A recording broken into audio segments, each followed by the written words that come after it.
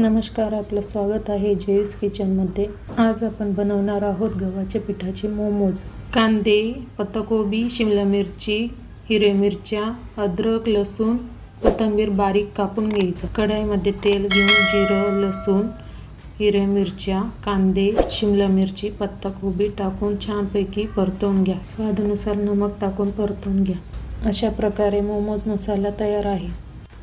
2 वाट्या गव्हाचे पीठ घ्यायचा, नमक, तेल, पाणी टाकून पीठ मळून घ्यायचं।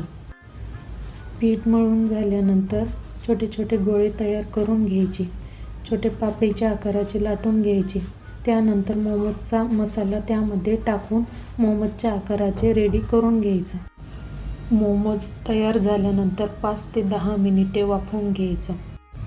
वाफवून झाल्यानंतर आपले मोमोज तयार आहेत। असेच नवीन व्हिडिओ बघण्यासाठी चॅनलला सबस्क्राईब करा। धन्यवाद।